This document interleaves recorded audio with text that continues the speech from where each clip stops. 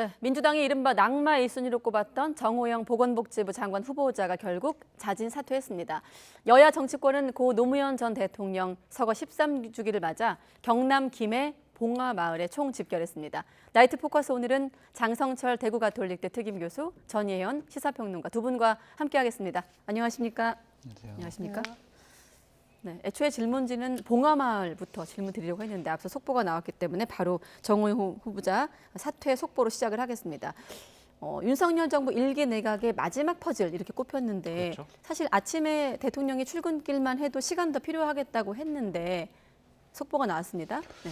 늦은 것 같아요. 저 정호영 보건복지부 장관 후보자에 대해서는 여당 내에서도 적절하지가 않습니다라고 그랬고 야당은 원래부터 부적절한 인사라고 생각을 했고요. 네. 국민적인 여론조사를 보더라도 저분은 장관으로서 일하기에는 부적절합니다라는 여론조사가 훨씬 더 많았습니다. 그러한 상황에서 정호영 후보자가 지금까지 버텼다라는 것 자체가 국민의 눈높이와 상식에 맞지 않은 판단과 생각을 하고 있지 않느냐. 그러니까 자녀 의혹이 있었고 본인에 관한 의혹이 있는 것도 문제였지만 국민들이 반대하는 장관 후보자에 대해서 본인이 이렇게 늦게 사퇴한 그러한 인식, 상황 인식도 저는 공직자 하기에는 상당히 문제가 있다는 생각이 듭니다. 기본적으로 오늘도 사퇴의 변을 내세우면서 나는 어떠한 법적, 도덕적, 윤리적 부당한 행위를 한 적이 없다라고 얘기를 했는데 과연 어느 국민이 이렇게 생각을 할지 아직도 다른 생각을 하고 있는 것이 아니냐라는 좀 생각이 드는데요. 다른 생각이라고 하면 이제 나는 아무 문제가 없다. 내가 왜 문제가 있느냐. 눈높이가 다르다. 그렇죠. 그러니까 그런 생각을 하고 있는 것 같은데요. 저는 이 부분만큼은 의혹이 제기됐잖아요. 공직을 할 뻔했잖아요. 당연히 검찰이나 경찰 수사를 통해서 의혹이 좀 밝혀져야 되지 않을까라는 생각이 듭니다. 오히려 본인은 불법 행위가 없었고 허위를 입증하겠다고 밝히고 있거든요. 네. 그런데 말씀해 주셨듯이 의혹이 있다면 수사를 통해서 또 명명하게 백백하게 밝혀야 되는 것이 지금 국민의 눈높이에 맞는 것이고요. 늦었기도 했고 저는 정호영 후보자의 잦은 사퇴만으로는 부족하다고 생각을 합니다.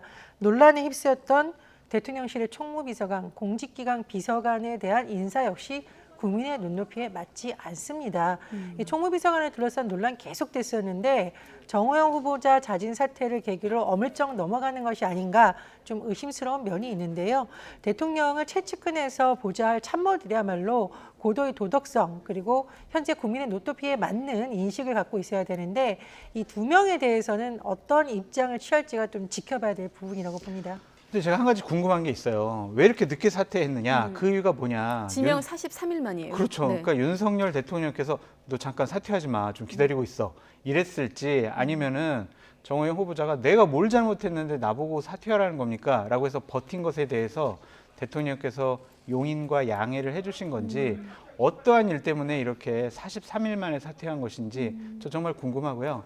이게 언론의 취재 과정을 통해서 제발 좀 밝혀졌으면 좋겠습니다. 그러면 이 질문 좀 궁금하긴 한데 말씀하신 대로 버틴 게 맞다면 사실 우리가 언론에서 이 정호영 후보자의 거취를 계속 주목했는데 네. 자진 사퇴냐 지명 철회냐 이렇게 좀 구분해서 봤거든요. 만약에 지명 철회로 갔다면 좀 분위기가 어떻게 다른 겁니까? 대통령의 판단이니까 그것은 국민의 상식과 눈높이에 맞는 결정을 했다라는 것으로 볼 수밖에 없는 것인데 지명 철회보다는 잦은 사퇴가 본인에게 조금 더 기회를 준 것이 아닌가라는 생각이 들어요. 본인은 이렇게 얘기를 했죠. 지역사회 의료인으로서 지역에 가서 또 헌신 봉사하겠다 이렇게 얘기를 하셨는데 본인과 관련된 의혹은 좀 더 깨끗하게 밝혀져야 되지 않을까 싶습니다. 또 한 가지 사퇴의 변으로 협치를 위한 미랄이 되겠다고 했거든요. 자, 그렇다면 후보자가 얘기한 대로 앞으로 협치 국면에서 좀 미랄이 될까요? 그렇게 보기는 좀 어렵다고 봅니다. 한덕수 총리의 어떤 인준이라던가 국회 본회의 표결 과정에서 정호영 보건복지부 장관에 대해서 나온 어떤 여권발 어떤 사람의 발언 중에 선물이라는 표현을 보고 저는 깜짝 놀랐어요.